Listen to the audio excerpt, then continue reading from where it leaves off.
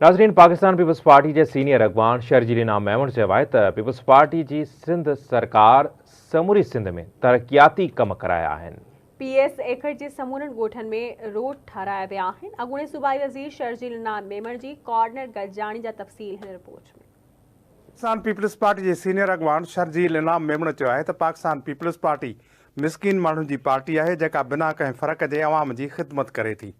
टंडो हैदर, टंडो आलम मरी, हाजी दरिया ख़ान, नाहियूं ऐं टंडो जाम में कार्नर गॾजाणियुनि खे ख़िताब कंदे अॻूणे सूबाई वज़ीर शर्जील इनाम मेमन चयो त PPA जी सिंध सरकार PS एकहठ जे अवाम जा मसइला हल कया आहिनि। अॻूणे सूबाई वज़ीर चयो त इलाइक़े में तमामु घणा तरक़ियाती कम थिया आहिनि। को बि अहिड़ो ॻोठ न आहे जंहिंमें रोड न ठहिया हुजनि। शर्जील इनाम मेमन चयो त गुज़िरियल हुकूमत में कुझु कम रहिजी विया आहिनि जेकी ईंदड़ हुकूमत में मुकमल करे ॾेखारींदासीं।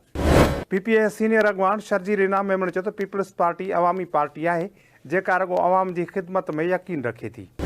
कोरोना वायरस हुजे या बोर्ड जूं तबाहियूं हुजनि, असां सदाईं अवाम सां गॾु बीठल आहियूं। शर्जील इनाम मेमन चयो त कोरोना वायरस जे ॾियारनि में घर घर वञी माण्हुनि खे राशन पहुचायो। बोर्ड ऐं वसकारनि में PPA जे अॻुवाणनि ऐं कारकुननि माण्हुनि खे खाधो पहुचायो ऐं साणनि कुल्हो कुल्हे में मिलाए बीठा।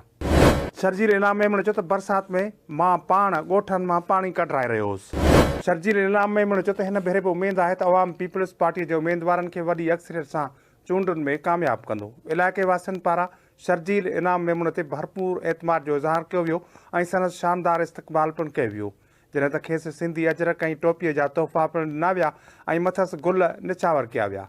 कार्नर गॾजाणियुनि में इलाइक़े वासियुनि वॾे अंग में शिरकत कई।